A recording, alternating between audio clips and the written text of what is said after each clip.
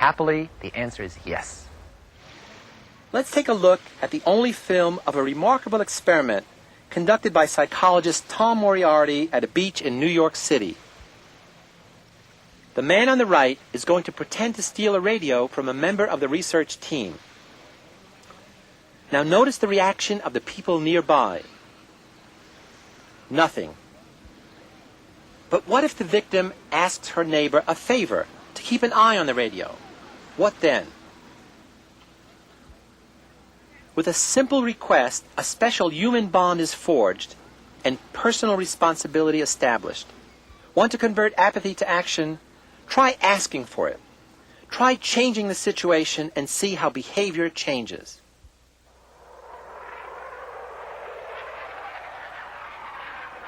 One of the best examples of positive situational power is an experiment conducted by psychologist Ellen Langer of Harvard University. Langer wanted to find out whether changing the situation at a flight training session would improve the vision of her research subjects. If the subjects were treated as pilots, would they actually see better? Ellen Langer set up an experiment to answer this question. We restaged her experiment with this sophisticated flight simulator. These banks of computers simulate a flight experience so realistic that the Air Force trains its pilots here. If subjects believe that pilots must have good vision, can the power of the situation actually improve their vision? One of the most important visual tasks a fighter pilot can be asked to perform is to identify markings and features on another airplane.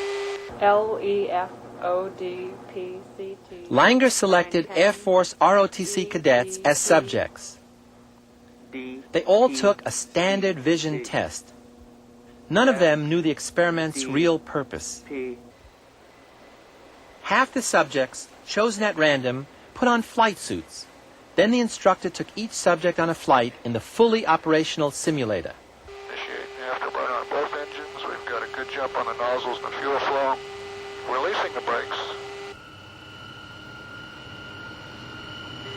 Now the airplane's accelerating out real well, approaching 350. Left engine checks good. Burner termination. The right one's coming in. And we'll level at 7,000 feet.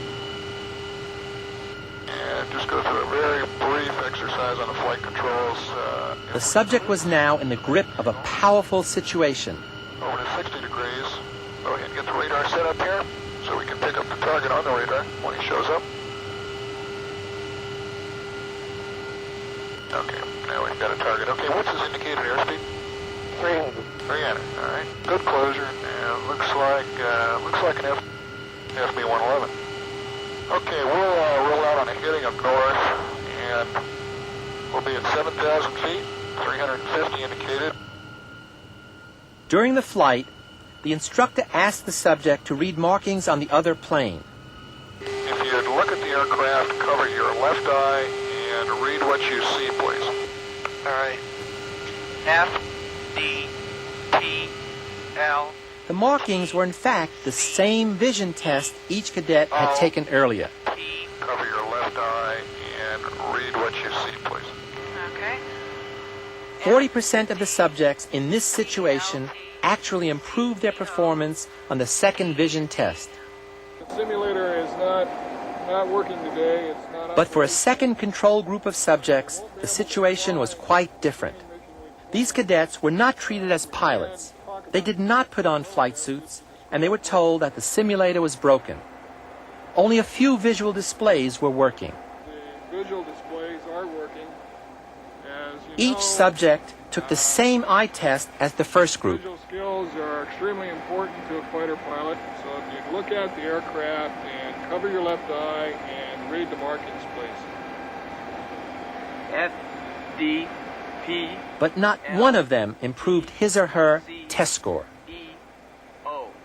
The situation was not powerful enough to affect their vision.